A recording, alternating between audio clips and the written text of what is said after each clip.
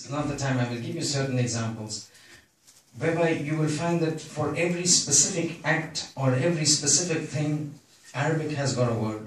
So you look at the growth of a camel. At the time it is born, it has a specific name. It goes into a year and a half old, there's a specific name. It goes even older, there's a specific name. It becomes full grown, it's called with a specific name. If it's a male, it's called a specific name. It's a female, it's called a specific name. In English, everything, it's camel.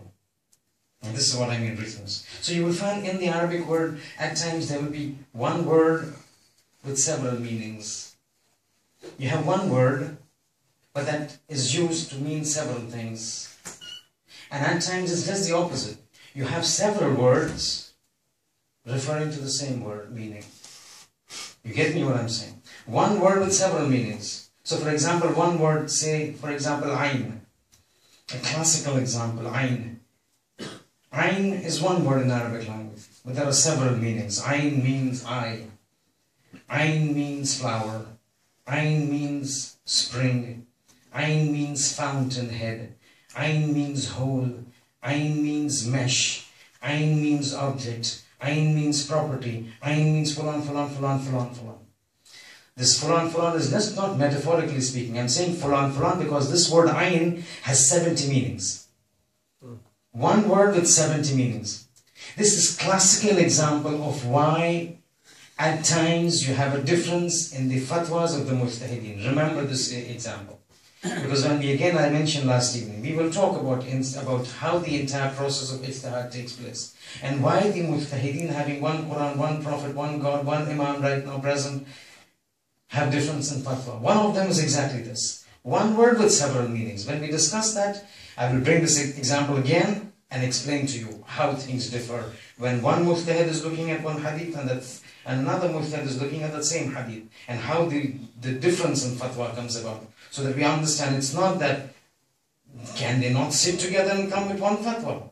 What is there? Is there an ego problem that they're not coming with one fatwa? No, there are technical issues that do not allow those two fatwas to be similar. But we will talk about that.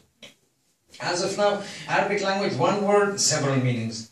At times it's just the opposite. There are several words with one meaning. Several words. So for example, one word, the meaning that we take in mind is lion. You've got several words that refer to lion.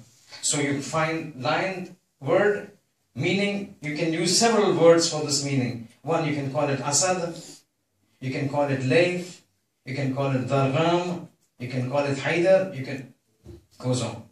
So you see, this is what I mean. It's a very rich language. It's got several options available. And that's why you find the shu'ara, the poets, when they use the Arabic terminology, it comes out very fluent. It comes out very, very eloquent. And that's what the eloquence of the Arabic language in terms of the Quran is. Same thing with the word al-Hakim. Well, Quran al-Hakim.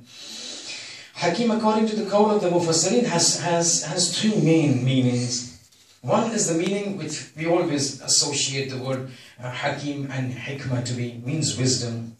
That means what God is saying is, well, Quran al-Hakim. That means the Quran, the wise. That means Quran is filled with hikmah. It is filled with knowledge. It is filled with wisdom. It talks about guidance. It talks about past history.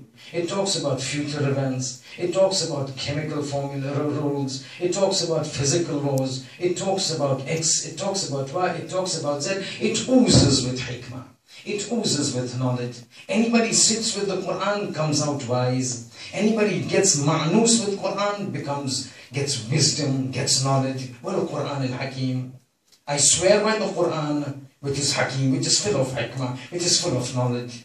This is one meaning. And amazingly and interestingly, this word Hakim, if you go to the Quran, Al-Hakim, well, Quran Al-Hakim, you will find that the Holy Quran uses this word Al-Hakim only for two individuals. Or rather, not individuals, two entities.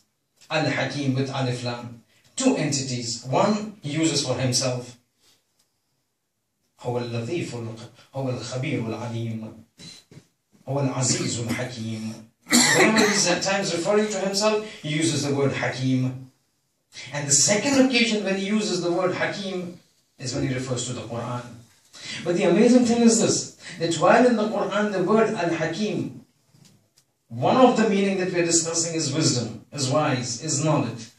While these The word Al-Hakim has been used only for Allah subhanahu wa ta'ala and only for the Quran.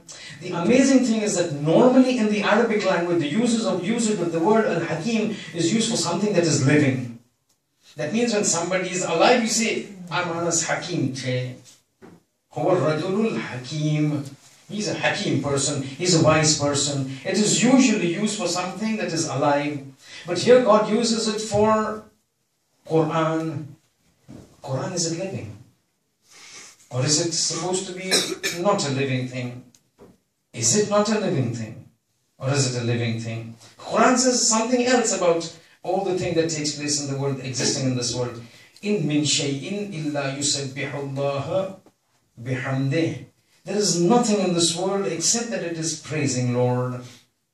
So the doors praise the Lord, the windows praise the Lord, the stones praise the Lord, the dust praise the Lord, the trees praise the Lord. It's not me saying, it's Quran. In min shay'in, there is no such thing. In min shay'in, illa yusabbihu Allah bihamdi, except it's praising the Lord. Now we do the tafsir when we come to that. But does it mean that the Quran is not living? Or is there another entity of Quran that is living, that has shu'ur, that has a sense of understanding as a result of it? This word Hakim, which is usually referred to living things, is now being referred to the Quran. Is there some entity, some reality of the Quran that we are not perceiving? Is there something about the Quran that is behind the curtains that is not allowing us to see it? Points to ponder. But